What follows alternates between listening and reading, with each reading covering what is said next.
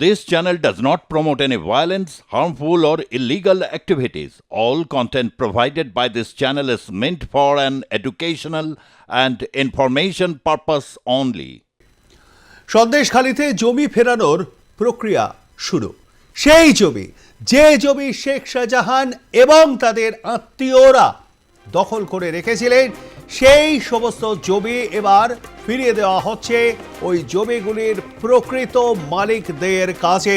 এই কাজ ইতিমধ্যেই শুরু করে দিয়েছে প্রশাসন এবং সেখানে গিয়ে আবার তাদের তরফ থেকে যেমনটা হয়ে থাকে মাপজোক করা এবং মাপজোক করে এবং সেখানে সরকারি যারা অফিসার সংশ্লিষ্ট দপ্তরে বিএলআরও তারা সেখানে উপস্থিত থাকেন। অবশ্যই তাদের নিরাপত্তা, কারণ এই কাজ করতে গেলে এতদিন যারা সেই জমি জবরদখল করে ভোগ করছিলেন তাদের তরফ থেকে প্রতিরোধ আসতে পারে।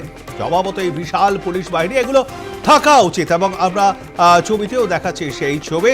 এই ছবি উত্তর 24 পরগনার সন্দেশখালীর বসিরহাট মহকুমার সন্দেশখালীর সরবেরিয়ায় এই ছবি আপনারা দেখছেন। আর প্লাস নিউজে ছবি ফিরিয়ে দেওয়ার কাজ শুরু করে দিল প্রশাসন। সেই জমি যা শেখ শাহজাহানের আত্মীয়রা দখল করে রেখেছিলেন এতদিন ধরে রয়েছেন সেখানে আমাদের প্রতিনিধি শ্যাম কি ছবিটা দেখতে পাচ্ছ? দেখো, শেখ শাহজাহান, শিবপ্রসাদ হাজরা এবং উত্তম সর্দার সহ তৃণমূলের একাধিক নেতা যে সন্দেশখালীর যে জমি দখল করেছিল, যে অভিযোগ উঠেছিল 2024 সালের প্রথম থেকে, যে সাধারণ মানুষের জমি দখল করে জবরদখল করে আত্মসাৎ করার অভিযোগ উঠেছিল, এই সহ কিন্তু একাধিক অভিযোগ তাদের নামে ছিল এবং বর্তমানে তারা কিন্তু এখন জেল কাস্টাডিতে রয়েছে।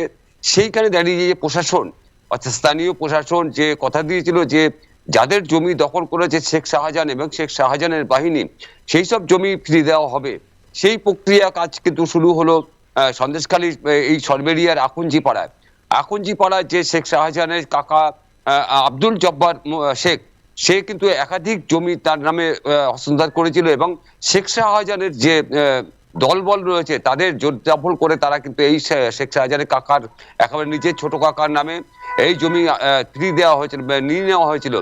সেই জমি কিন্তু দীর্ঘদিন ধরে তারা আত্মসাৎ করছিল এবং এই জমির মধ্যে বেশিরভাগ দেখা গেছে যে মেচো ঘেরি, বেশিরভাগটাই মেচো ঘেরি রয়েছে এবং সেখানে রয়েছে প্রায় 70 বিঘা মেচো ঘেরি জমি আত্মসাৎ করার অভিযোগ উঠেছিল এই জব্বার নামে। অর্থাৎ জব্বার হচ্ছে শেখ শাহজাহানের একেবারে নিজের ছোট কাকা, তার নামে জমি ছিল এবং সেই জমিগুলি প্রশাসন একেবারেই কিন্তু দল বল বেঁধে সেখানে বিএলআরও এবং আলেরারও সকলে মিলে কিন্তু সেখানে জমির মাপজোক শুরু হয়েছে এবং এই কাজ চলবে আজকে থেকে, গতকালকে থেকে শুরু হয়েছে, বেশ কয়েকদিন চলবে, যেহেতু প্রচুর জমি আর এবং প্রচুর মানুষের জমি, যে তৎকালীন বাম সরকারের আমলে যে পাট্টা দেওয়া হয়েছিল যেসব ভিটিহীন অর্থাৎ ভূমিহীন মানুষদের, সেই সব ভূমিহীন মানুষদের পাট্টা দেওয়া হয়েছিল বাম আমলে। রাজ্জাক মোল্লা নিজের হাতে করে সেই জমি দেওয়া হয়েছিল এবং সেই জমির সমস্ত কিছু শেখ শাহজাহান জানতো। সেই শেখ শাহজাহান সেই সুযোগটা নিয়ে কিন্তু তার ক্ষমতার বলে সমস্ত জমি আত্মসাৎ করেছিল। একদিকে ছিল শিবপ্রসাদ হাজরা জেলিয়াখালী, অন্যদিকে ছিল শেখ শাহজাহান আকুঞ্জিপাড়া। এই দুই দিকে কিন্তু একেবারেই কিন্তু আত্মসাৎ করেছিল এবং প্রচুর জমি সেখানে দেখা যাচ্ছে যে প্রায় 3000 একর জমি আত্মসাৎ করেছে এই বাহিনী। অর্থাৎ সেই জমি কিন্তু মানুষ একেবারেই ফিরে পাচ্ছে। সেই জমি ফিরে পাওয়া কিন্তু একেবারে কিন্তু গ্রামের মধ্যে একটা খুশির হাওয়া উঠছে, যে প্রশাসন যে কথা দিয়েছিল যে 2024 সালে যে সময় এই ঘটনা ঘটেছিল, সেই সময় প্রশাসন একেবারেই কিন্তু সেই ঘটনাস্থলে দাঁড়িয়ে সেখানে কথা দিয়েছিল গ্রামবাসীদের কথা দিয়েছিল যে যেসব জমি আত্মসাৎ করেছে যদি সঠিক প্রমাণপত্র হয় তাহলে সমস্ত জমি সমস্ত প্রাপকদের অর্থাৎ যাদের নামে জমি ছিল তাদের ফেরত দেওয়া হবে। সেই জমি দেখা যাচ্ছে যে আস্তে আস্তে ফেরত দেওয়া হচ্ছে এবং সব থেকে বড় এখানে কারচুপি করা হয়েছে যে বিএলআরও অফিসে তাদের পাট্টা ছিল, যে পাট্টার যে পর্চা ছিল রেকর্ড আর কি, সেই রেকর্ডের নাম কিন্তু কেটে দেওয়া হয়েছিল। কিন্তু সেই রেকর্ড নাম কিভাবে কাটা হলো, কেন কাটা হলো, এর মধ্যে কারা জড়িত রয়েছে, পুরো তদন্ত শুরু হয়েছে। যে এখন দেখা যাচ্ছে বিএলআর অফিসে যে নাম কাটা হয়েছিল যে সন্দেশখালী 2 নম্বর ব্লকের যে অবশ্যই, এবং বিশাল পুলিশ বাহিনী সেখানে মোতায়েন থাকার কারণই হলো যে যারা এতদিন ধরে ওই জমিটি ভোগ করছিলেন জবরদখল করে বেআইনি ভাবে তাদের তরফ থেকে কোনো প্রতিরোধ আসে কিনা, তাই জন্যই বিশাল পুলিশ বাহিনী মোতায়েন। অবশ্যই তুমি পরিস্থিতির উপর নজর রাখো, আমরা আবারও পরবর্তীকালে তোমার সঙ্গে যোগাযোগ করবো। ধন্যবাদ আপাতত আমাদের সঙ্গে থাকবার জন্য। কথা বলছিলাম প্রতিনিধি শ্যাম বিশ্বাসের সঙ্গে।